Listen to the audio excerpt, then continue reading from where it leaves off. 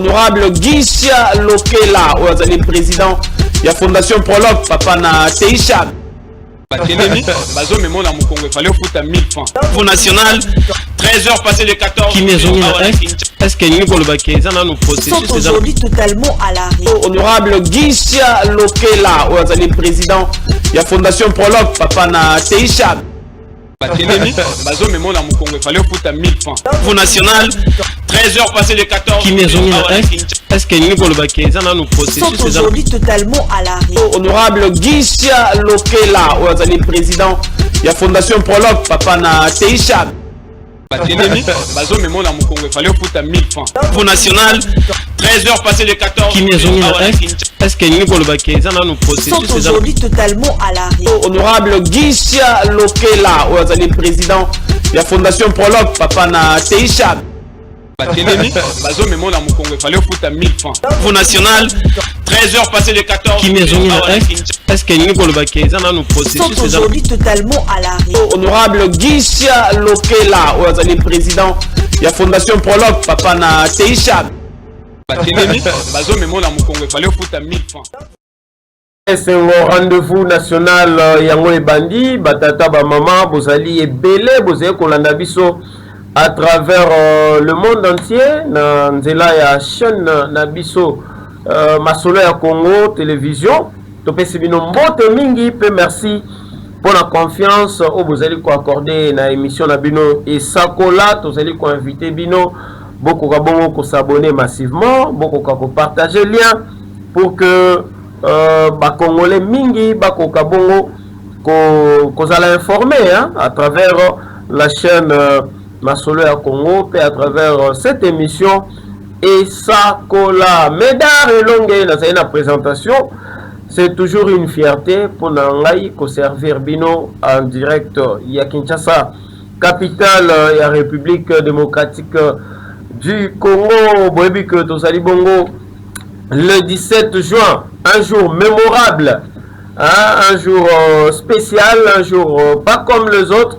Le 17 juin 2026, c'est vous allez bongo journée oyo ba Congolais nyonso ya République bako mona équipe na bango na Coupe du Monde face à équipe ya Portugal ba Congolais bazali bongo ko souhaiter hein, bazali ko souhaiter victoire ya ba Léopard. J'ai même parlé personnellement avec madame Thérèse Lelomino azali fondée il y a Fondation Fachi Evolution à lobby azali ko souhaiter succès victoire il y a ba Léopard face à l'équipe wana Portugal parce que n'oubliez pas République démocratique du Congo et qui en tourisme était ba qui bongo ko faire valoir ba qualité ba qui ko lakisa oyo ezali couleur et Afrique centrale et donc c'est normal Congolais nyonso azala na fierté Africain nyonso azala na fierté comme on a ba Léopard 52 ans après. Voilà même ce qui a causé le déplacement de son excellence monsieur le président de la République Félix Antoine Tshisekedi Tshilombo na mabele wana ya Houston et pai azali ko se retrouver ko se journée pour à encourager à porter tonus na mental ya ba Léopard. En tout cas bonne chance na ba Léopard ya République démocratique du Congo na 18h le temps va s'arrêter ba Congolais nyonso ba kozala bongo liboso ya bitando mike na bango to ba télévision pour kolanda match wana ya Coupe du Monde na cadre ya première journée ya groupe K. Alors le lot ko beta masolo ebele mboka eko kene ndenge nini makambo eko salema opposition pe majorité ba institution ya mboka ba entreprise publique oyo ezui moi ba changement lo lenga nini eko kene masolo na to beta yango na mwana mboka moko ya ba communicateur aguerri ya Union Sacrée babengaka ye docteur Joseph Ndiadio avant comme communicateur azali docteur. Voilà pourquoi atekaka bomoto te akoloba makanisi na eba ko expliquer yango. Alors toye ko bande émission na biso bo vanda wana bo partager ba lien Bon commenter, bon ça que ba kolanda biso, ezala na télévision, ezala en direct na YouTube ndenge tozali boye, bakoka kozala informé. Alors, tokei kopesa mwana mboka mbote, mwana mboka Joseph Njadi communicateur, il y a Union Sacrée, tokei kobenga pe communicateur, il y a Félix Tshisekedi Tshilombo président de la République. Mbote mwana mboka, bonne santé. Mbote mwana mboka Meda Elonga nakopesa yo mbote nakopesa pe bakongomani nyonso mbote bisika nyonso bazaleli nakopesa pe tata mokonzi wa mboka Félix Antoine Tshisekedi oyo lelo akosejourne bisika baleopard bakobeta ndembo c'est-à-dire c'est 42 ans après lelo équipe nationale ya RDC ya Fachi Beton bakobeta coupe du monde, c'est-à-dire lelo na mokili mobimba nyonso akufanda watala léopard parce que kaka ndenge tolobaka avec Fachi Beton mboka ekokende liboso donc malembe mboka na biso ekozwa honneur na dimension internationale donc lelo nous croyons que tokobeta 2-0 contre le Portugal. Ce qu'on risquait de appeler la Coupe du Monde. Pardon? Ce qu'on risquait de appeler la Coupe du Monde. On est déjà lelo. Ne konanga meda auto présentenga mazali mokamba malingo mamuno kwa kubenga école patriotique. Biso tozali biso pa biso tolobaka ete bolingo ya Congo na ba Congolais. Ba bito baka école patriotique bolingo ya Congo na ba Congolais. C'est-à-dire faut linga mboka na dimension moko exceptionnel. Il faut qu'on soit la patriote. Il faut qu'on soit là. Il faut. Mon Félix Antoine Tshisekedi est arrivé là. Mon cannabis est connu. Même la dimension spirituelle. Parce que style le so comme on a ba makambonyo so ma miracle ko sala mboka parce que tata mokoza mboka tamba yaki alobi na pesi mboka na maboko ya Nzambe parce que mutu abandé ko kamba liboso c'est quelqu'un qui collaborait direct avec Satan. Ah bon? Quelqu'un qui était à contact direct avec lui. Voilà, Joseph Kabila. Il ne connaît pas. Il était à contact direct avec Satan. Ah! Tout ça parce que Yemoko Azalaki déjà monté à Makila. Azalaki Makila, Maboko. Ayana Makila, Azongi na Makila. Parce que c'est comme dans ces îles. Et Félix Antoine Tshisekedi, Aya Moutou. A outa na combat ya démocratie à Etienne Tshisekedi wa Molumba. Oyo amena combat qui a eu pouvoir, de pouvoir kaka na big. Et tant qu'on a comment le bieti, il s'engilaki. Akende apesa mboko na maboko ya Nzambe yango moni dépasa mboka apesa mboka na maboko ya Nzambe donc mona ba réalisation okomona honneur ya mboka na biso kozonga même na dimension internationale parce que awana ko yebisa bato ba ko beti ça fait Tshisekedi akei kuna akaspie mbongo alela ko kende ba fête il faut être méchant il faut être akoliti de Kagame pour na lobby na koka ko landa ko na télévision aucun président n'a fait le déplacement depuis ngana otobotama toza bilenge avant ndobotama ça dit muto le loza na 52 ans de pas botama atika ko landa coupe du monde avandara la coupe du monde abad siko lelo avec Bélé c'est filière de ski to continue la coupe du monde siko ya lobby akenne encourager baloko mabeni na ça. Mais bah dépense à trésor public. Il faut être poison rwandais pour croire ça. Nous les Congolais, nous les patriotes, nous sommes très d'accord et nous sommes très fiers. Nous sommes très d'accord. Le président Félix Antoine Tshisekedi a continué bon parce que ce qui est là, tu peux sur par exemple 30 ans le président Félix Antoine Tshisekedi, Mbokanabiso, comme Allemagne d'Afrique. Est-ce qu'on peut dire que le déplacement ya Mokonzambo kana Houston et que booster les sources Léopard? D'abord les booster ma casse. Et puis la Kissi Bolingo, tata Mokozambo qui a fait attachement à la Kanango, il a Kissi était un vrai patriote parce que place intérêt à Moko Izali, il est placé à Zali. Qualification de Léopard 52 ans après et qu'on taper le bilan, il y a chef de l'État. Mais c'est une manière illogique de nous féliciter par Léopard, mais à encourager Moutou, à côté politique, Moutou a nommé là qui dit un ministre compétent. On a relevé par défi mon amour Kadidé Boubou. Oyo, parce que est-ce que nana qui t'a entraîné nana d'abord nana disposé à mon sol c'est ça gouvernement bien évidemment gouvernement nana qui t'a nana nommé ministre nommé ministre mais c'est le président voilà puisque nani a qui t'a joué Parce que pour jouer les Bayern, même Namboka, il faut qu'on rassure les non qu'ils seront bien traités. Il faut qu'on négocie là-bas parce que toi, on va jouer à Moussou. Il n'y a pas changer par national. L'équipe nationale a failli Moussou. Ça veut dire les Congolais qui sont même à l'étranger ont compris qu'il est temps de Namboka parce que nous avons un digne fils du pays. Et il y a une victoire, même Yokaki même Chassel Mbeba. Moutou Aza coach, Moutou Aza capitaine de l'équipe. Au combat na Kinshasa a vu parole à lui. Nous remercions les chefs de la présidence. Mais yo Moutou au Kolbete, ils ont victoire à Félix Antoine Tshisekedi. Donc c'est illogique. Ils ont causala irreconnaissant. Ils ont causala antipatrie. Ceux qui auraient félicité il y a pas ça qu'on félicite, ça qu'on banana Moutou yo. Lelo a tché ba condition sur les alliés pour jouer le bac gagner tout comme à niveau tout ça lelo est illogique. Et ça qu'on reconnaît il faut remonter à ça qui moko na maboko nzambe. Parce que tout ça aussi c'est Dieu. Parce qu'on a toujours dit toute autorité vient de Dieu. Il y a un moment où on a le bac ce comme on est pasteur. A ko s'attaquer na muto yo azana autorité yo qui pas nzambe ça dit ali pasteur. Faut même qu'on douter la qualité spirituelle na ça dit spirituellement azako sale la Bible à main.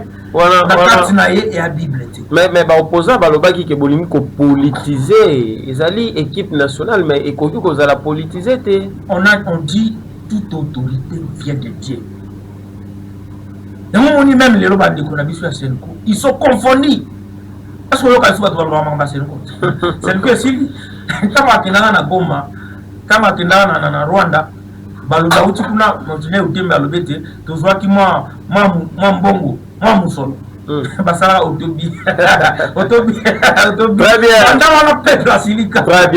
bien mon donc c'est très important mais avant de konanga meda na kolingana encourager puis na transmettre ba félicitations ya mwana mboka Willy Bakonga oyo ako féliciter ta mokoza mboka babenga ka mingi l'homme de la 4e république oyo alobi eti ako féliciter tata mokoza mboka pe ako féliciter ba Léopard ako souhaiter bango pe bonne chance mwana mboka Willy Bakonga l'homme de 4e république parce que lelo so to moni ba loi ya konda ko to moni nani nous avons un paquet to lobela yango plus ya twapa oyo alobaki eti il faut tambola lelo Willy Bakonga aloba ko benga ye les nationales de la république les seuls politiciens il y a trois ou a dit mami na ba province nyoso et pas na sa bruti le pas na biso ba ko lela ye parce que alobaki ya ko kende kuna si ko le ba sa ko ba ko mu ko ni Willy Bakonga ko ya toto ya ba se pela na nini balobi parcours ba ko se pela na esprit de patriotisme na Willy Bakonga azali mais il est au-delà de la politique c'est un homme d'état aza partout na ba province nyoso à la fois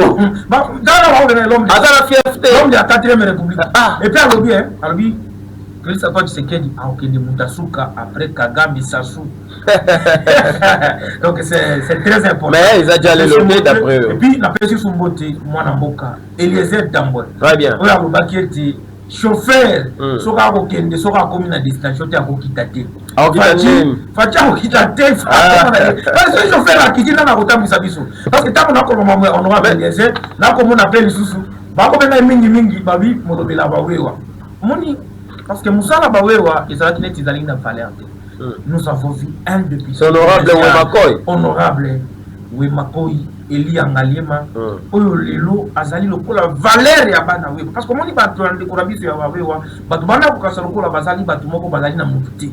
Et ce sont déjà Bazali qui a un moment désespéré parce que Papa Neko Beta, Papa Salanini, Honorable Wemakoy Lobby. Il y a comme Bolobela Bawewa. D'abord, il y a Moka Memawewa, il y a l'honorable Eliezer Tambo. So on l'a dit, presque chaque dimanche, à signer pas partenariat, Moko a coupé sa banane Bawewa. Il faut qu'on entreprendre. Il y a un peu de temps à encourager Batua. Si la quinte a s'imaginer, ce que vous avez qui n'a pas tout honorable Mako, il y a 4 députés. Mais les problèmes. Sans passer, na Kobo Sana. Honorable Jaja Tembele beaucoup, on a fait Simbote. Lelo, il est à comment DG.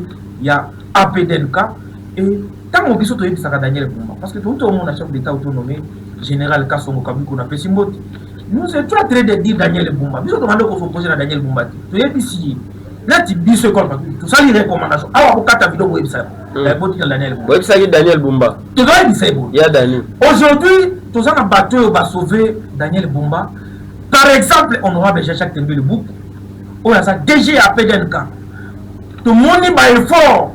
Ce qui est notre existence ya direction provinciale wana ya numérique de Kinshasa eza suite ya expertise parce que d'abord c'est un informaticien et puis azalaki na akola mona DGRK et aujourd'hui ils sont organisés lokola bato ya bongo batembele buku ya Jacques ils sont à côté de Daniel Bumba ceux qui m'appellent bango ba responsabilité murufu na ba ndinge murufu lokola ndenge a check quand même ordre na APDNK j'espère qu'il va aider Daniel parce que Daniel Bumba doit utiliser bato aza autour na ye pour basala musala on a utilisé ka bato baza be compétent entre autres Jacques Tembele buku ça et il a limité azana expertise parce que azalaki akola na déjà bato bana na déjà ka bango a passa je n'ai pas saluer le ministre Magloire Kabemba ou azali technicien parce que les gens qui toko ma direction provinciale ya ba régie na ba province nyonso ils suite ya Magloire Kabemba mutabana na DGRK et les gens comme on a autour de Daniel Bumba nous croyons que avec ces deux hommes très bien Magloire Kabemba honorable Jacques Tembele beaucoup aujourd'hui DG APDNK ce qui a yokeli bango après si bango ba responsabilité j'espère que baza parmi les deux personnes on va consulter au bâtiment ministre pasticien Gogo ou Azali Muninga nanga Azali collègue nanga ministre santé ya santé donc parmi bateaux la monde va pas sauver Bumba la Kinshasa nous avons déjà PDNK honorable Jacques Tembele beaucoup Elie Alimete nous avons Magloire Kabemba ministre des finances et nous avons pasticien Gogo ministre de la santé et à part wana na moni mututi et Daniel Bumba oui Patricien est en train d'honorer d'abord le médecin. Patricien. Médecin. Il est en train aussi d'honorer et communicateur parce que lui, un ancien communicateur, il a fait un bon travail et nous sommes très fiers de lui. Merci. Très bien. Ils ont matin, mais le Kolobi Bongo, dans les na makambo ya honorable Wema Koy. Baza kosalisa ba wewa, bazali ba lobelia ba wewa. Mais est-ce que vous avez que vous avez un encadrement? Il y a wana parce que niveau il y a circulation il y a bango est-ce que bazora pété conformer bawewa wana ils demande wana ils demande à bisecole patriotique j'espère que dans les jours à venir nous allons saisir l'honorable Wemako officiellement très bien qui asunga bande kuna biso ya wewa parce que moi ba dérapage les allés bien bande kuna biso ba respecter le code de la route parce que les lots entrepreneurs parce que quand même ils ont mabota ebele surtout compte tenir makambo comme na mutaza fait fonctionner à l'état ba futa kaite ba bisie bandako et na ko ebiso que même ba maman na bandako ba kolo bandako ebele ba ya ebele ba komo sepela au lieu apesa un fonctionnaire ndako na apesa mutamboto parce que au moins ce sont déjà les ba entreprendre et puis ba futa quand même mais biso le ko singa na molobeli ba wewa à ça il faut à former bango très bien pour ba dérapage ici la parce que ba ndeko na biso so ok par exemple na wira okuta bango bayaka ti na nzela bakota ka ndenge balingi kokota nyoka ya normal na pesi nous avons besoin de vous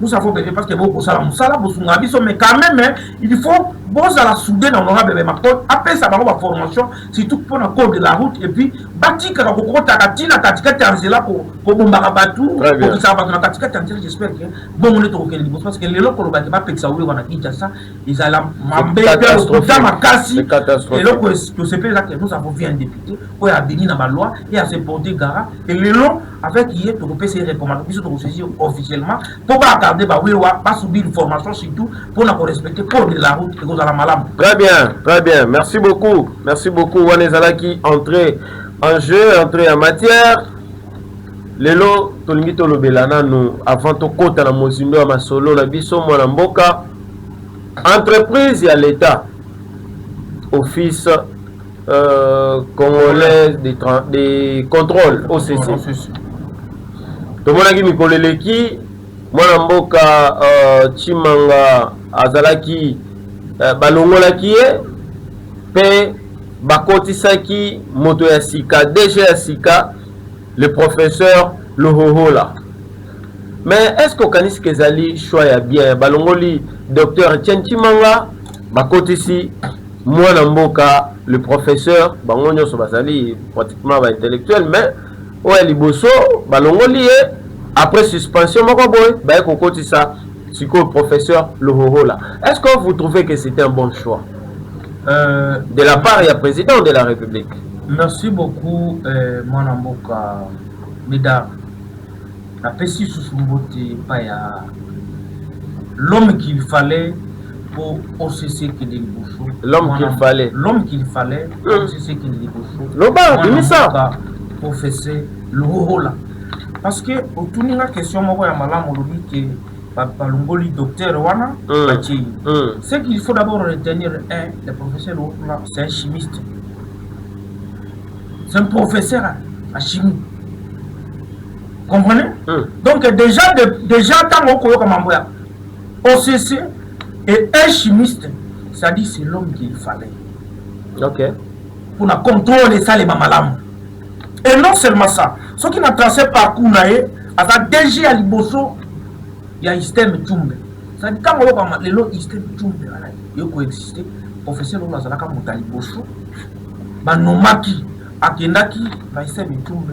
Zam Tchumbe akendaki na papier. Zam Tchumbe akendaki na papier naé.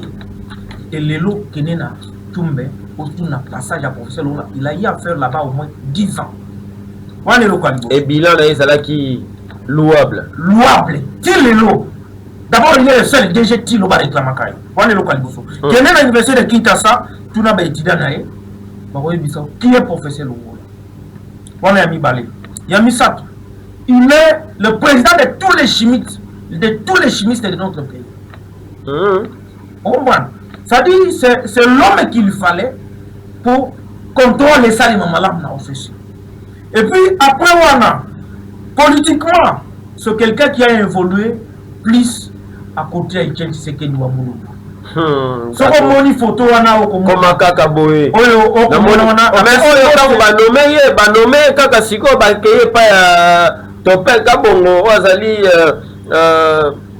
rapporteur le Sénat. Bon, de là au fondement parenthèse moko, je salue na passage dans la na émission na yo, na ko profiter, na saluer un homme généreux, un homme honnête, un Tshisekedi se sérieux, oya sungaka d'abord même pas communicateur, même pas union sacrée, sans tenir compte de appartenance sociologique, politique, parce que topeka bozo kutai na yé importance na yé zakaka ozala loyal na président la président Tshisekedi na ko pese mbot ina mona photo na mutu na moni ya liboso eza les guides de la révolution sans courage. Guide de la révolution sans courage. L'homme qu'il fallait pour s'accourir à la développement. L'homme qu'il fallait pour faire promotion, il y a eu deux personnes dans la province de Bissau. Parce que grâce à l'IDPS, on a deux députés.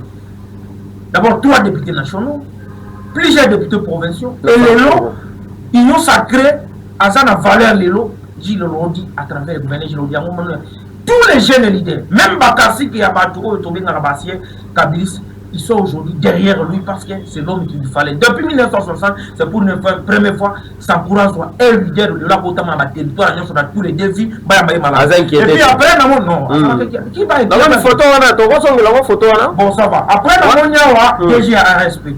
On a remplacé Miguel. On a fait Mbote. Oui, on a fait Mbote. Et puis, félicitations parce que c'est un jeune, on a ça crédible. Nous croyons que à cause de la habitude, il y a Mouninga Nabiso, Miguel T. Parce qu'à un moment, Mouninga Nabiso a Komaka, il y a Marathon, mais lui au moins, nous croyons qu'il va faire un bon travail. Après, je vois le professeur Louhola. Le Tshisekedi, c'est le plus crédible. Aujourd'hui, le professeur Louhola, le plus crédible. Pourquoi je dis ça? Parce que le professeur Louhola, Azali fruit à patience. Azali fruit à immunité. Il faut retenir qu'Azalaka directeur à campagne, la campagne où le gouverneur général a gagné. Ok. A gagné, le professeur Louhola Azalaka directeur à campagne. C'est un homme humble. C'est un homme qui s'est effacé. Il est vraiment effacé. Effacé pour aller s'abattre. Et les lots, ça va pas mourir à sa fourrure. Et puis, il y a les sorts qui sont dans la vie, vous allez précéder. Et puis, il n'est pas pleurnichard, on dirait. Voilà. Et pour une première fois, tous les Sankourois pour ça Sankourois. Est-ce qu'il y a un nommer? Est-ce que c'est un mouvement à l'objet Mabelaï? Non, au contraire. Nous sommes des Batoba Koluka. Nous sommes pour pas encourager. Voilà. C'est-à-dire, c'est un homme de l'unité. Ça, c'est une première. C'est un monsieur au Azalakana Namoututi. Donc, et aujourd'hui, Tata Mokosamboka a appelé à travers désignation Il y a gouverneur Gilles d'abord comme candidat comme Union Sacrée et puis professeur Ouroula. Donc aujourd'hui, mais c'est quoi l'importance de Kokende Kombo? Maintenant, à mon avis, le sénateur et le sénateur, les parce que sénateur Topeka Bongo, d'abord, Azamutu a évolué dans l'IDPS. Parce que tout le sénateur qui a une idéologie, il y a Etienne Tshisekedi ou Moulumba, le peuple d'abord. Parce que si on a les partis sénateur Topeka Bongo, il y a un moment qui est en l'équipe. Pour avec le gouverneur Gilles Lodin, tout le monde a parmi pour tout matérialiser visuellement le peuple d'abord, et ce sont déjà vrai pour la très bien. Personne n'oublie que le sénateur Topeka Bongo, il est entré même à charge. Chaque fois qu'il y a un communicateur à Zobela, chaque fois qu'il y a un journaliste, soit dans l'Union Sacrée, à soutenir ça, il y a un partenariat idéologique, politique, parce que pour lui, c'est Tshisekedi ou rien. Non seulement parce qu'on a par rapport à l'expérience du professeur Ouroula, pour vous dire qu'il est l'homme qu'il fallait et pour Nabiso. Sur le temps même c'est l'homme qu'il fallait. Peut-être depuis 1960, pour une première fois, pas nommé Moutou à la qualité. Non, travailler un chimiste, d'abord, il faut y avoir d'abord CV à Moutou. Parcours de l'homme. Non, on est à présomption. Parcours de l'homme. Parce qu'il faut gouverner, c'est prévoir. Parce que professeur comme un chimiste a aidé. Il y a un zone par rapport à ma camboute parce que d'abord avant tout le Makamboza qui lobby. Voilà. Nini ezali kondimisa Dr Joseph Ndiadio, communicateur a guéri onga na yebi. Mais ça kondimisa o moto na travailler. Mosaïque Koloba à travailler, c'est l'homme qu'il faut. Ça ka parcours au tangel biso. D'abord na tangel parcours na yi. Oui. Na Tchumbe, tant que responsabilité qui est système Tchumbe. Il avait à sa DG à Liboso. Oh le loso qui na Tchumbe so ko tunye ba qui est professeur Ouroula. OK. Et so ko université de Kinshasa. On tourne na ba étudiant na ba webisa qui est le professeur Ouroula. So qui lelo à sa président ba chimiste ñon so ambo cannabis au RDC. Avant pour battre le président na bango ba chimiste ñon so yo moko yebi, il est capable. Et les longs regards et puis esprit wana paye à Tshisekediste. Et puis esprit wana ya se effacer. Esprit wana parce que quand tu parles avec le professeur Ouroula, vous sentez que vous êtes en train de parler avec un homme d'État. Très bien. Parce que de pas comment. Voilà pourquoi nous sommes en train de croire qu'il est le meilleur DG. Il va faire quelque chose pour être office congolais. Parce que bien sûr, je suis parmi les manolo office congolais. Dans OCC, Lisso, Batialuboko. Parce que comment elle m'a passé à la contrôle. Donc, pour la biso, mais aujourd'hui, n'arrivé, il y a Tata Moukamboka, il a vraiment misé et bah service bah ça qui moussala pour na détecter professeur Ouroula qui est l'homme qu'il fallait comme un chimiste et numéro 1 bah chimiste. J'espère que bah collègue les bah chimiste bah vous allez tourner pour contrôler ya bah bloquer belé ça parce que nous sommes en train de voir bah bloquer périmètre tout ça bah produit ça c'est pour la bicota le coup la président na bango de la chimiste. J'espère que vous allez malade parce que il connaît tous les chimistes. Très bien. C'est très important. Très bien, mon amboka. Si vous avez makambo, tout le monde a bino lobby, tout le monde a image, tout le monde a bino, Bozalaki, na deuxième édition, il y a atelier national sur la sécurité sanitaire des aliments. Dans mon acquis, les professeurs, les nouveaux DG, il y a OCC, professeur Ouroula, Azalaki Wana, n'a habité ceux qui pour accompagner qui est. Alors, Betelabiso, na Mukuse. Et ça qui penza na tina nini deuxième édition.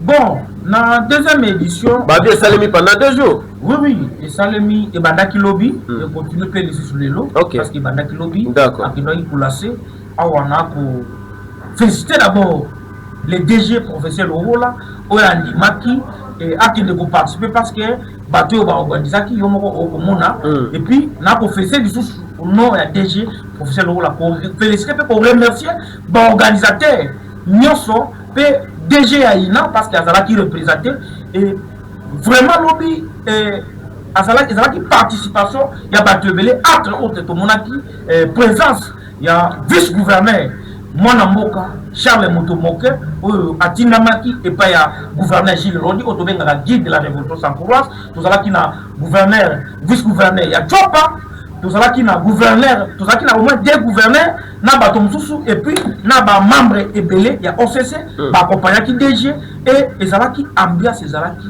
kafu et le professeur Lowola avait lancé cette édition et bato bayambaki yango malamu et après son intervention et ba organisateur na bato nyonso balobaki voilà l'homme qu'il fallait pour ce qui est de Bosso parce qu'il a déjà la maîtrise de la matière.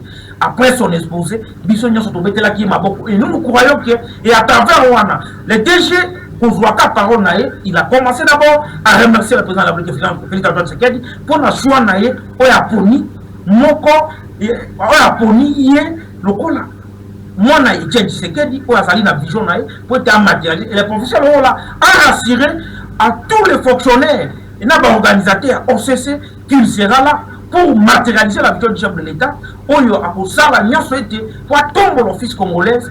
L'office congolaise on a contrôle pour être nyamu nyamuleza la améliorer conditions de vie na ba batunyo so donc ils ala kambia so zala ki malamu makasi et na fait na yango batunyo so ba sepela ki ba betela ki maboko na ba organisateur et nous tous moi qui vous parle moi j'étais là na accompagner qui parce que il faut qu'on accompagner l'homme d'État, professeur Lowola, il faut accompagner l'homme qu'il faut parce que pour développer mon cannabis, il faut que soit à la participation à biso, to zalaki wana pour t'accompagner to tala et l'on connaît les cas qui bien makasi et l'on connaît tout na koloba été to monaki ba entrepreneur et belé de konanga meda to monaki ba entrepreneur et belé ba mama et belé ba yaki ba ko sala ba produit local na bango mais et donc ezalaki lokola désolation eza que baentrepreneur congolais ebele bamama mosusu na bainitiative ya malamu oyo basali yango eloko ya liboso baza na autorisation te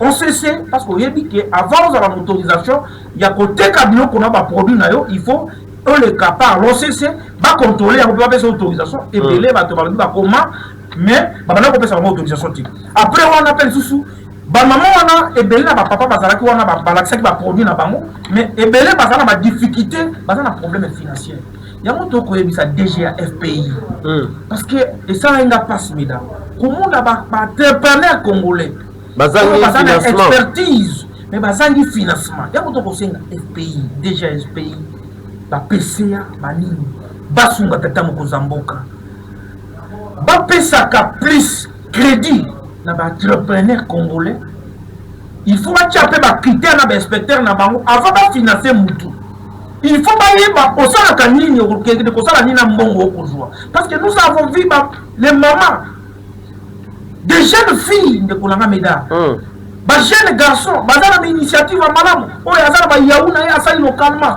oyo azala boye ba produit local bafuta mbila bali mutamutako sala makambo na ye et le DG était très content d'abord à son baki yango parce que mikolo ezali koya na koya ba bimage vous allez voir que le DG azwaki ta ya kosolana ba entrepreneur wana moko et il est avait rassuré que na mikolo ezali koya na ba commission na ye akoyamba bango po baya na ba matière na ba produit na bango ba contrôler yango po ete ayeba ba contrôler yango po on sait ça peut ça bango autorisation mais na eloko lokola communauté nyonso qui je suis en train de demander FPI il faut appeler ça plus crédit et pas l'entrepreneur congolais parce que nous avons des mamans, de jeunes filles, de jeunes garçons basana expérience. Parce qu'on a dit que ça la même bavé. Ba yaou congolais. Ah ba maman. Il y a qualité na pe na mekaki yako. Il y a qualité. Mais basana ba moyete. Voilà pourquoi nous sommes en train de dire à l'autorité à Mboka FPI, il faut collaborer avec les entrepreneurs congolais pour diminuer surtout le chômage. Et si nous remercions Tata Mokonza Mboka et nous félicitons encore monsieur le DG professeur Lowola, dans le comité, il y a OCC que Boulinde pour parce que vous êtes l'homme qu'il fallait parce qu'à lobby, place nous sommes pour intérêt à Mboka. Il sera là parce que na ba conférence na ba forum ba bonde ko sala te ba comprendre quintessence il y a OCC na musala na j'espère que même d'ici 100 jours vous-même vous allez voir que conditions de vie na amélioration et réputation à OCC avec le président de tous les chimistes mon Mboka professeur Lowola Olelo azali mwana pe ya Sankuru Olelo à travers professeur Lowola tous les Sankuru remercie les chefs de l'État président Tshisekedi merci beaucoup. Félicitations, on a DG professeur Lohoho là. Vous allez Sankouroua, vous allez la charge belé. Parce que, bah, que Sankouroua, référence, c'est Patrice Emery Lumumba. Vous avez le droit à erreur. Mais moi, je vais vous dire quelque chose. Dans la frontière, il y a Congo central. Frontière Ango, frontière il y a Lufu.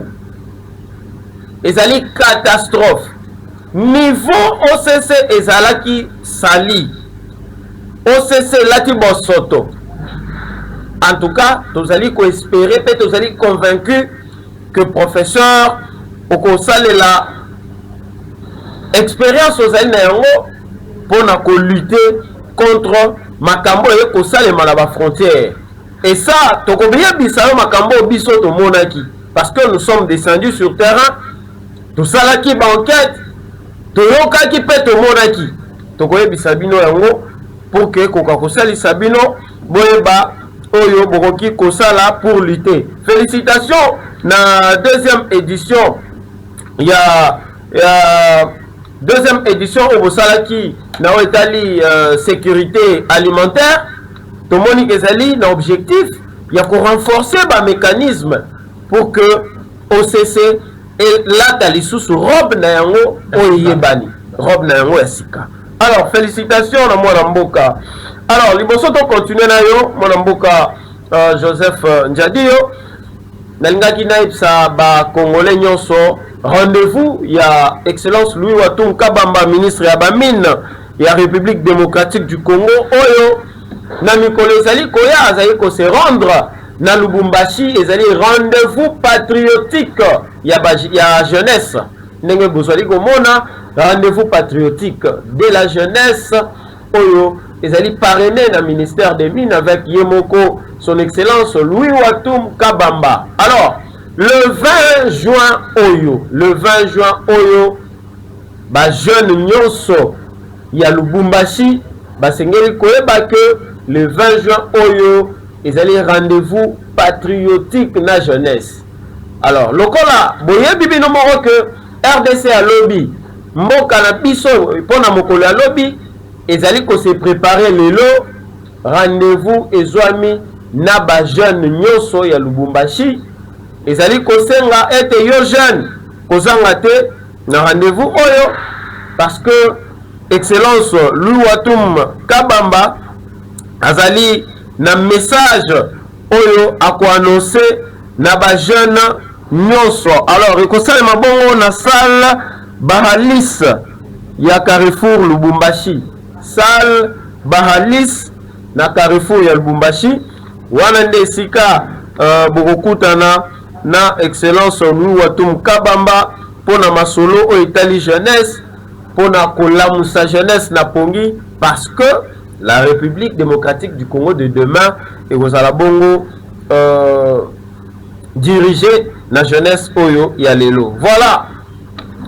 Alors de l'autre côté, maman Thérèse Lelominu Oyo azali fondatrice ya fondation Fachi Evolution, azali combattante, il y a UDPS, il y a parti politique UDPS, il y a Tongo depuis papa Etienne Tshisekedi wa Mulumba, ye azali ko continuer ko lakisa na monde entier position claire oyazui na o Italie changement ya constitution. Alobi ke ezala yemoko maman Thérèse Lelominu la bienheureuse ezala fondation Fachi Evolution bango nyonso bazali koloba oui à 100% na changement ya constitution parce que ba monique mokonzi mboka Félix Antoine Tshisekedi Tshilombo azali moto azali na vision pe azali na bolingo ndenge mwana mboka Joseph Njadiyo alobi mokolo école patriotique alobi esenge kolinga Congo pe ba Congolais. Alors alobi que mokonzi mboka lingaka Congo alingaka pe ba Congolais et azali ko travailler pour l'intérêt ya ba Congolais. Voilà pourquoi bazali ko soutenir changement de constitution balobi oui au changement de la constitution. Salutations et félicitations à vous la bienheureuse maman Thérèse Lelominu pour la position claire. Moi mboka Joseph Njadiyo tozolobela changement de la constitution mais dossier yango évolué makasi loi sur le référendum, loi référendaire, ezalaki bongo voté na Assemblée nationale, kolongwa nango na Assemblée nationale, ekendaki na Sénat, ezalaki voté, pe ekomaki sikoyo na commission PAJ. Kuna na commission PAJ pe ba voté yango. Ah, nani azali président ya commission PAJ? Moto olobaki awa opesaki ekombo awa. Le gouverneur Jules Lodi, yemoko gouverneur, yemoko na Sénat, président ya commission PAJ. Population, to peuple congolais bazalaki kokanisa balobi soki komi kuna Jules Lodi ako kale yango eleka te. Mais peuple yango bakomi na impression que Jules Lodi ateki mboka. Omoni yango ndenge nini? Ndeko Meda epesinga kosika mais que cela ne tienne, ils ont les journalistes mais le on a la 8 Kouloubaïti les patriotes Gilles Lodi aujourd'hui appelés et considérés comme guide de la révolution sankouroise, guide de la révolution sankouroise tekimoka tekapokati sokyo komona na image wana. D'abord, le lobby local, le but qu'il y ait mon gouverneur, il y ait mon sénateur, président de la commission à PAJ. C'est vrai qu'il y a eu des élu gouverneur, mais jusqu'alors, ma contentieux dans le conseil d'État, il y a des conseillers des gens parce qu'il faut attendre que vous ayez signé mon colo pour nous interdire pour la gouverneur. Pour le dossier, il y a dans le conseil d'État, aussi à Liboso, on avait déclaré ça. Recevable non fondé, et il y a même des gens parce qu'au regard des éléments, les avocats, il y a le gouverneur qui ont présenté qui ont autre honorable Vessa Lomombe, après 6 mois de place à Zaleli, pour octobre l'homme qu'il fallait pour être à défendre la province à Sankour, le plus pratiquement sénateur Gilles Lodi, le président Mbote, à Sambaki, nous croyons que requête de Tikali. Baji j'ai conseillé d'avoir des choses irrécevables parce que il est mamoko il a qui a malade. Le gouverneur je le dis jusqu'alors il est encore sénateur président de la commission à PAJ parce qu'il n'est pas encore et ça azana nous investir parce que wana ils ont il faut retenir yango malam à retenir jusqu'alors il est sénateur et puis président de la commission à PAJ. Na pas photo comme on a bato balobi le gouverneur je le dis il a trahi d'abord il a trahi qui parce que lui c'est patriote. Ce que les gens doivent connaître d'abord, Gilles Lodi, c'est un lumumbiste. C'est-à-dire, depuis 1960, nous avons vu un Lumumba dans le 21e siècle. Lelo, Oyo, Azana Bizaleli. Azana esprit à sauver. Parce que quand on est au Sénat, on a un Sénat, on a na Sénat ba ko atériner lo ko nati parce que ba ko bloquer yango parce que na mutu azalaka na mukoleli kaka ndenge ezalaka mutu azalaka congolais te bato ba ko bloquer lo ko wana tango ba yaka yango ezalaki na Sénat. Mais cette fois-ci bazalaki face na ba sénateur moko ba patriote patriote na féliciter président Samuel Konde et na ko féliciter sous le lumumbiste le gouverneur Gilles Lodi oh lelo a marqué l'histoire naïe. En tant que président de la commission à PAJ, il a vu que lui, comme un élu, d'abord, ce qu'il faut retenir, je l'ai dit, est élu député provincial. Il y a Lusambo, il est député national. Il y a Katabo comme élu sénateur, il y a Sankourou Mobilima. C'est-à-dire, ce quelqu'un est aujourd'hui, on appelle les autres élus gouverneurs. C'est-à-dire, du point de vue de légitimité, na bato ba kolobawana. Gouverneur, je le dis, lelo, azana, na peuple Sankourois, nous prenons l'esprit à Lumumba na Katinaye parce qu'il est en train de représenter la province du Sankourou. Vous comprenez? Et en tant que sénateur, qu'est-ce qu'il dit les Sankourois? Et comme nous avons la commission stratégique dans le Sénat, nous avons aussi souhait à peuple. Peuple à Lingui, peuple à Lingui, tout changer la constitution.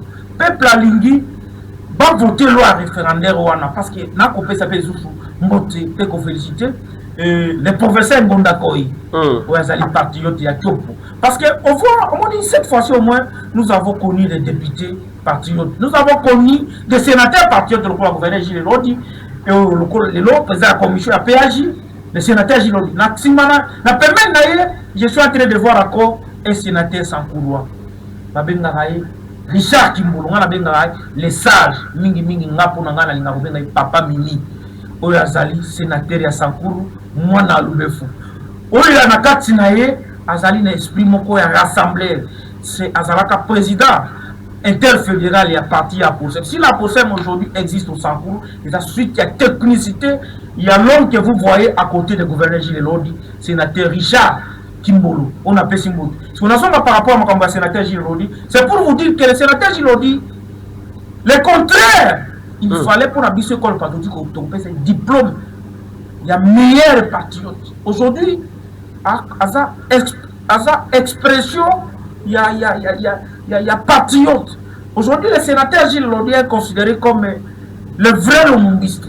C'est comme un rassembleur. C'est l'homme qui a sauvé le peuple. Parce que ceux qui sénat est blocaka, et nous les Sankourois d'abord, ce que les gens doivent connaître, d'abord nous les Sankourois, nous sommes fiers pour nous causer un sénateur pour la Gilles Lodi, parce que le président de la commission à PAJ, a terminé des yeux à peuple.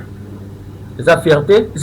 Nous sommes très fiers. Il y a un sénateur et tous les Congolais dans son ensemble. Parce que avant de Congolais, parce que il ne faut pas oublier que moi je suis parmi ma proche sénateur Gilles. Je suis parmi ma proche, je suis fier. Congolais moko azana au Katanga, abenga inga lobby. Mususu na Kisangani. Obi ke na Kisangani na mito ba ko lobaite il faut ba yamba sénateur Gilles parce que le monde a place à kena ko mener combat na e. Ya na Kisangani. Pour la banga Kisangani, ya top balobete, ba moni le susu ero mumbisa ko abotami.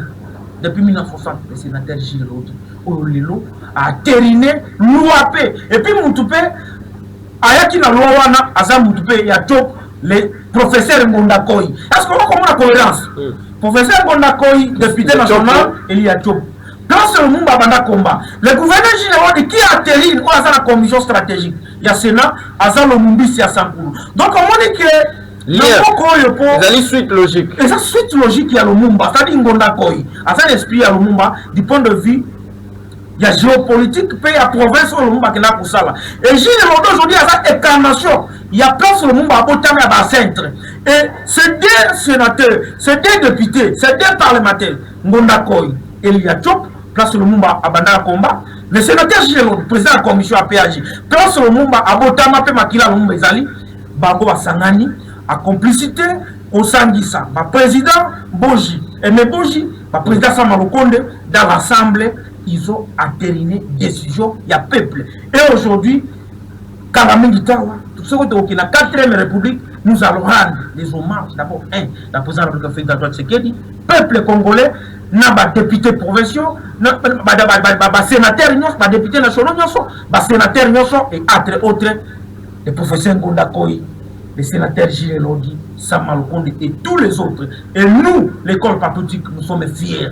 Donc, il faut nous aller pour Gilles Lodi a travaillé avec ce quoi. Donc un groupe de 2 ou 3 Congolais isolés, Balobi, la principale de vie, parce qu'ils sont manipulés par Kagame. Et Gilles Lodi, qui est le mombiste, vous croyez qu'il peut avoir la peur de ces gens-là? Non, Gilles Lodi, c'est le mombiste. Il ne faut pas oublier ça. Très bien, très bien. Donc, à saluer le malam, c'est la promulgation. C'est la promulgation. Moi, je suis fier, il y a la côté du gouverneur Gilles Lodi. Très bien. Et Lélo, au regard de ce qu'il est en train de faire, aujourd'hui, dans toutes les provinces, le gouverneur Gilles Lodi, Bamounaï, Bakobengaï, Petit Lumumba, Petit Tshisekedi. Est-ce que vous avez vu dans sa cour les bétons du Sankuru. Les bétons du Sankuru. Depuis 1960, on a un politicien à Sankuru, un jeune, à sa capacité, à sa esprit, à patriotisme. Et puis à réunir. C'est l'homme de l'unité. Très bien. C'est très important. Très bien, très bien. Nous allons maintenant passer à autre chose. Je l'ai dit. Il y a Alekisi loi Oyo, mais opposant, Baboyi.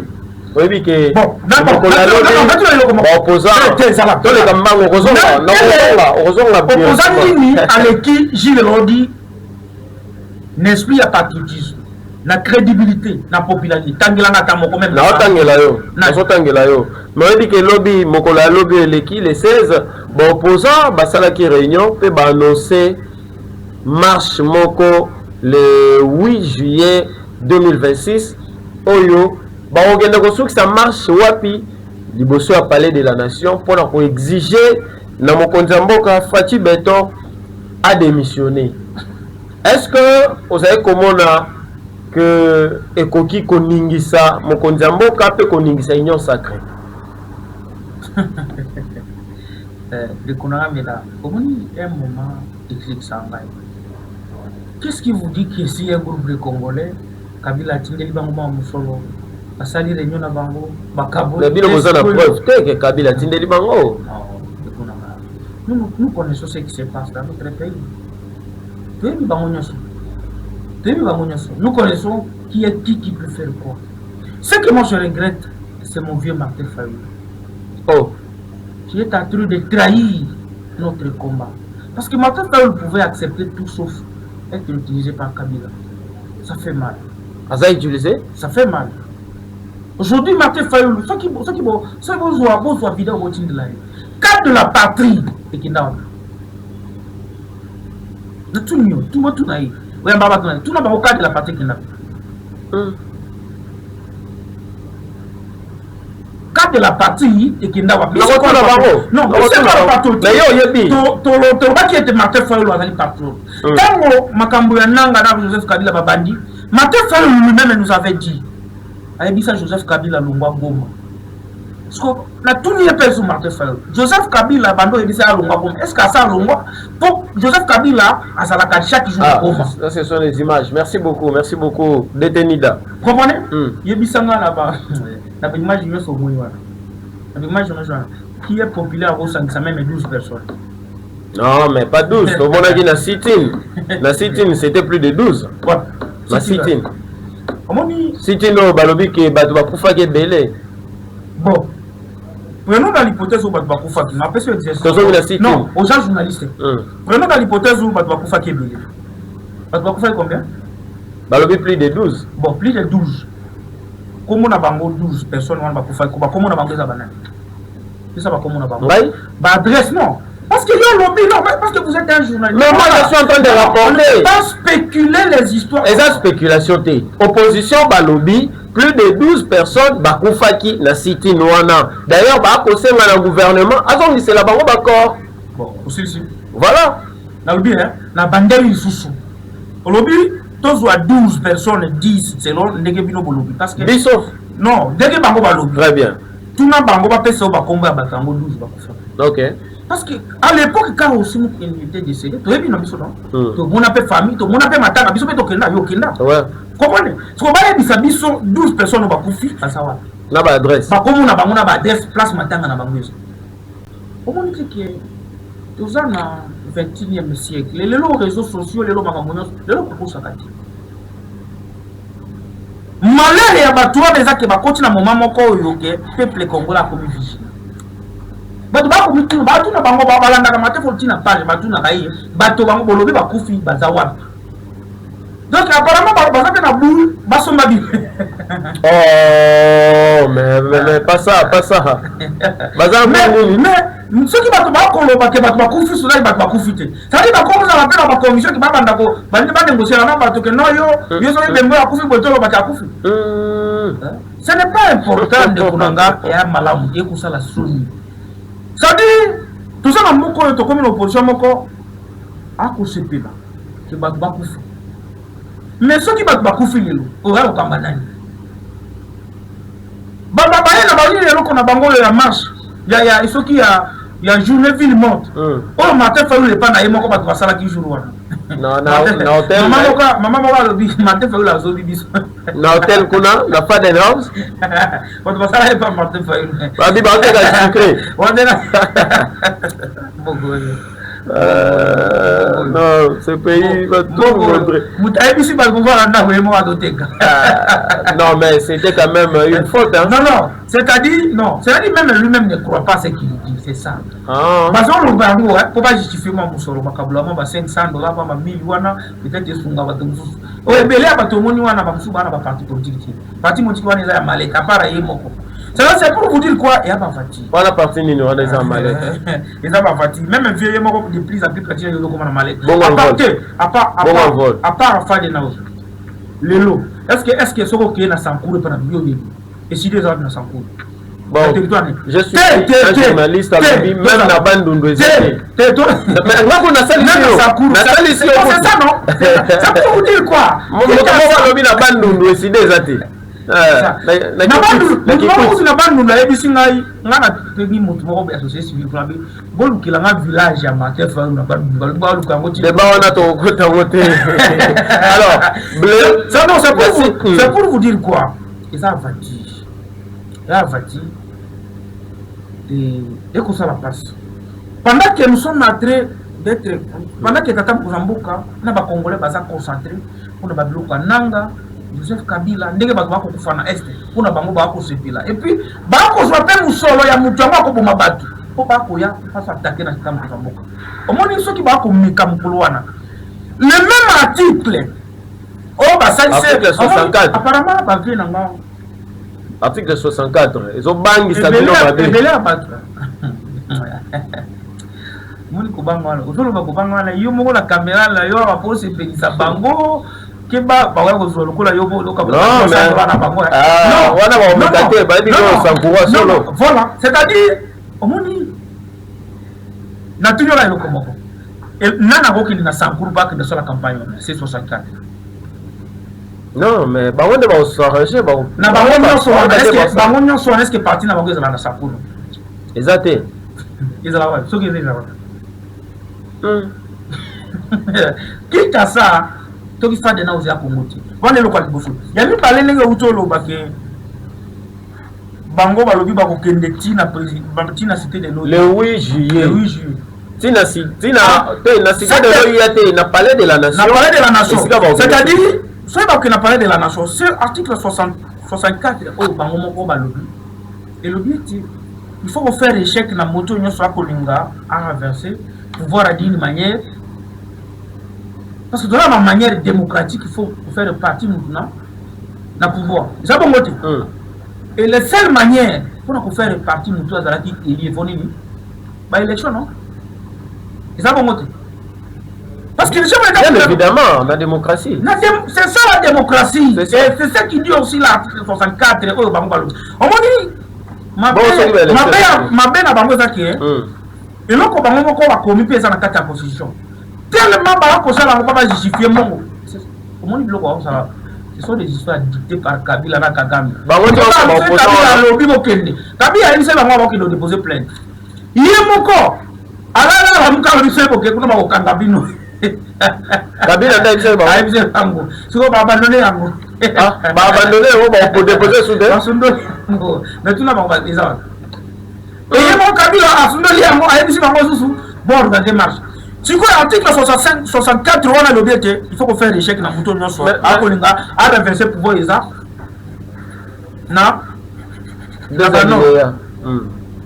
mais bango ba yele lo babite ba kolinga ba ya kolungula muto yo azana na dem azana na mandana azana il a comme mandana est en cours et ça en cours ba violer constitution. Non, la Bible va violer la constitution. Il faut pas se la mander ici là. Il faut pas se la mander ici là. Mais mander en cours. Mander en cours. Mais puis on va dire que tu es columbu là-bas. Si vous tenez pour nous aller en intention à mise à dire. Tu vois les coups d'état. Donc, bon, on va dire que va s'est exposé. On va dire qu'on va colinga base doit appeler.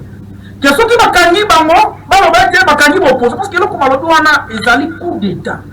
Si le article ni le président de la République a en cours. Exact. Il y a mandat bon ça la marche pour mais est-ce que tu as une provocation contre le régime? Non, est-ce que l'opposition a contre le régime va provoquer des peuples. Ah va provoquer peuple pour pas le bec que basali bango boy. Ah OK, parce que le président le mandat est peuple. Mais apparemment il faut pas s'occuper na bango et puis peuple va se prendre en charge à s'occuper na bango un moment ba meka le 18 le 8 wana peuple a s'occuper na bango. Non mais est-ce que la ligue sous bêtise ce n'est pas pour le des événements bango basali et tomber l'échec parce que peuple azana bango te. Peuple azali place ba koloba kimia nous là où le peuple est maintenant, là, peuple a place bas pour le moment. Peuple a place bas pour le moment changer Mibé Kolikunzi. Oyo, Lelo. D'abord, Moutoya, Batoba rédacteur et Mibé Kolikunzi wana. Il les avait désigné. Critère Matiako va désigner Bato, ma rédacteur. Ba député, on Bazalaki na moment wana. Bazalaki na légitimité ni. Ce sont des députés pour Nanaki. Toi, président de la République a signé mon coloto. Il y a pas terminé décision wana. Oyo basala référendum est-ce que tant que tu as référendum en 2006, est-ce que pena basu wakata pour expliquer bato que il faut voter non soit il faut voter oui. Bon là il ça va donner ni. Bon voter oui parce que pour te bima parce que mboko eza ya bukabwana. Donc c'est une constitution et ça les makapo mboko eza qui divisé pour tout zonga. Mais aujourd'hui comme nous avons des institutions légitimes, tout ça dans l'Assemblée nationale, les députés, ça ici à peu. Nous avons un chef de l'État, qui élit à 63%, 73%. C'est-à-dire le seul, est l'unique qui peut engager et parler pour les comptes des Congolais parce qu'il a un mandat. Il y a plus ça, maintenant on va pour le mettre, au peuple, le peuple est nul. C'est ça, il y a un conseiller, un candidat conseiller communal. Candidat député provincial, candidat président de la République comité qui n'est pas Moussa Toumi, Azuma Otocho. Qui n'a pas parvenu à se faire élire même conseiller communal. Vous croyez qu'il y a un peuple? Mais dans ça, il y a aussi une révélation. Comment est-ce qu'on a mis sur le sol? Ils ont dit un dialogue, ils ont dit opposition. Mon colo tata mon mboka, à cause de mon colo, on a soit à l'objet de l'eau, là pour les yeux moutou. Tu as dit commission moto qui n'a dialogue. C'est 64 ans et ça la 24 et pas d'ana.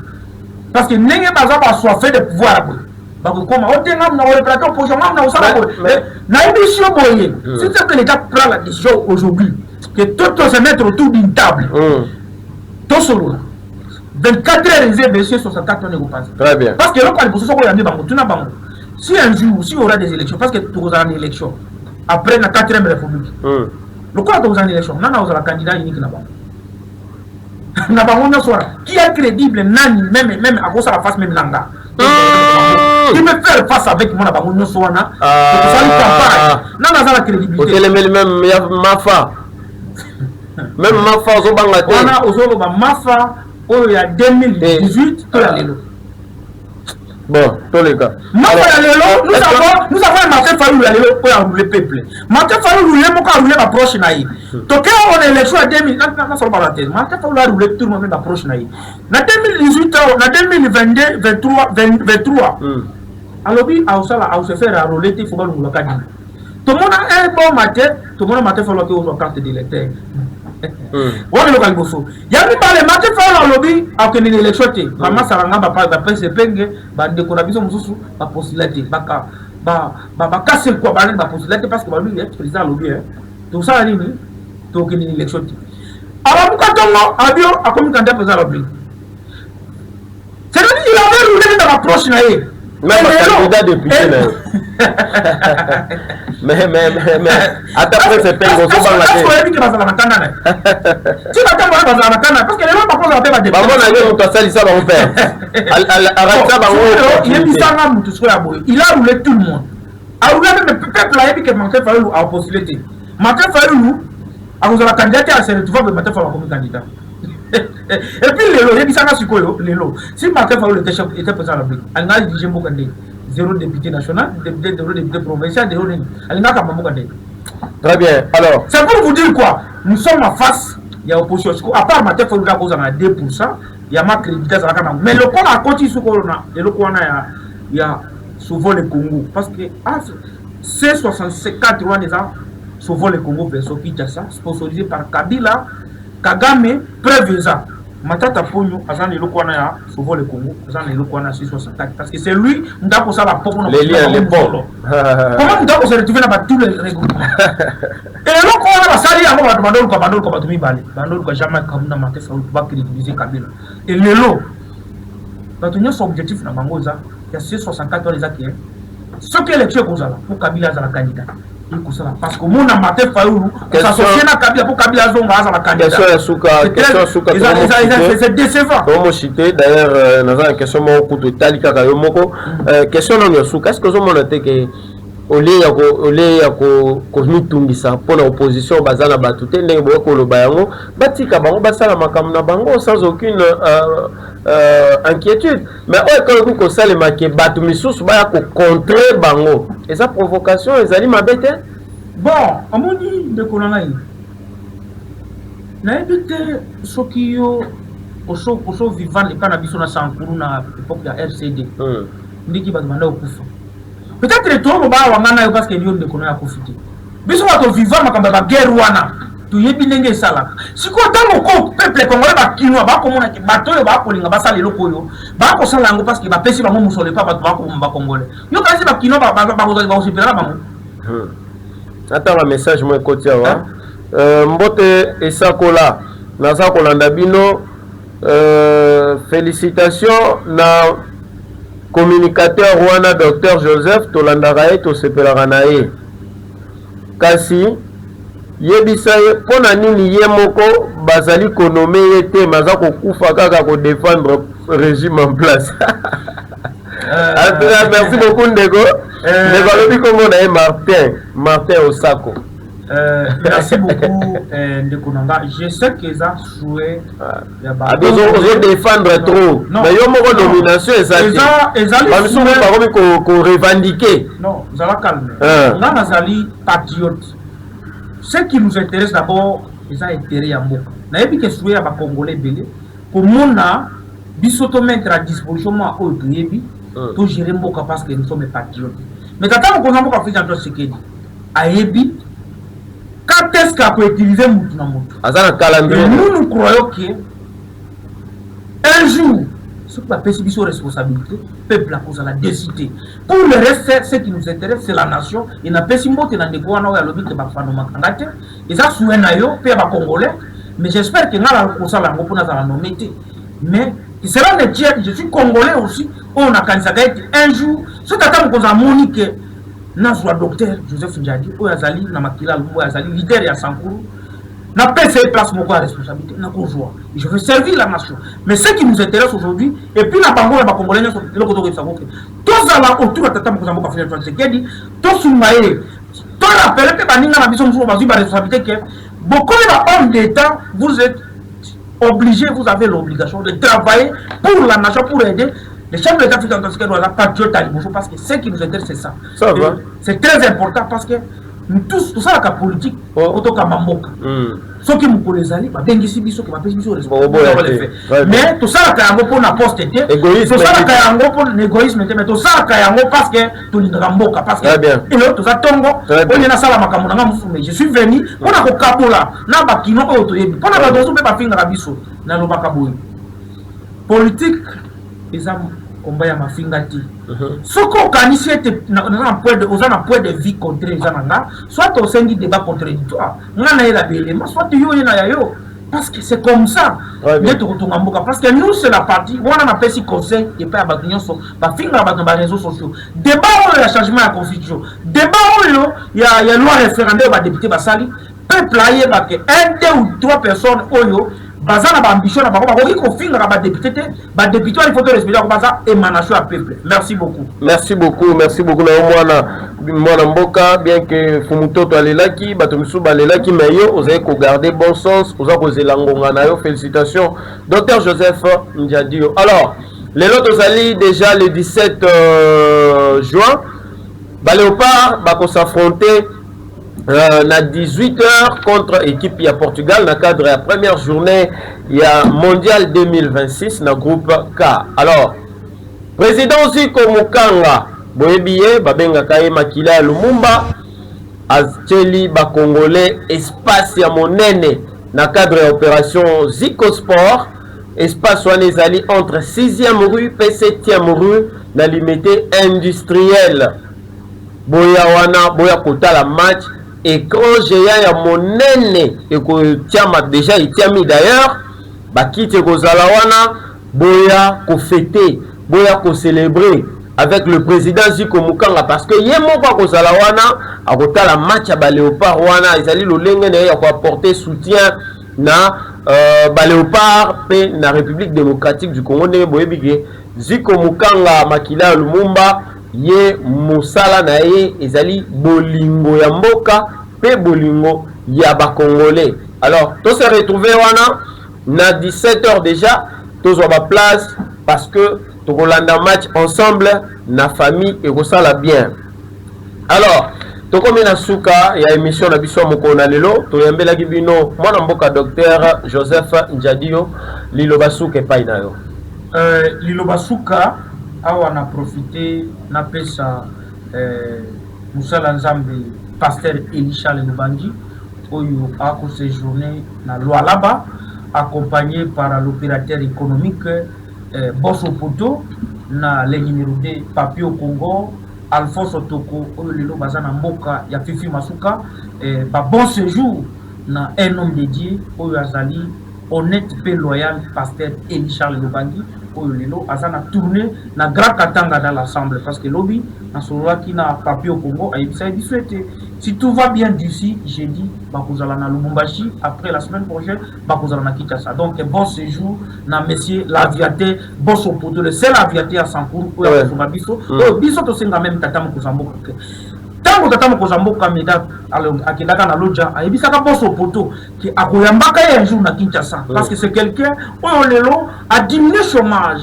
akosunga ba Sankourou na domaine ya aviation et nous espérons que tata Mkozamboka un jour il faut yambaye ndenge a prometaki parce qu'il est très important parce que azali mutu tango tamuta na uta kolba makambo yako facilitaka ba opérateur économique local ba terre sociale ou local et pour na biso na province à Sankourou nous avons toujours dit que bato il faut basunga mingi pour ba ko tata Mkozamboka pe eza bato lokola ba opérateur économique Bosso Poto o lelo a ko sunga ba Sankourou pour lungwa skita so ke de Sankourou il faut okende na vol ya Kinavia ya Bosso Poto pour lungwa kuno ya donc nous avons beaucoup de difficultés en permanence comme en permanence et puis comme nous na postani na lombango na ko souhaiter bon séjour na Sankourou na vice-premier ministre de l'économie mwana mboka Daniel Mukoko Samba oyo mona kazalaki na loja il a discuté avec les opérateurs économiques fait bayebisie makambo ya et bien pour bafuta kande kunanga na Sankourou imagine bafuta ba impôt mais bazwaka ni eloko moko te la kisaka yake non bafuta ngoni na banque donc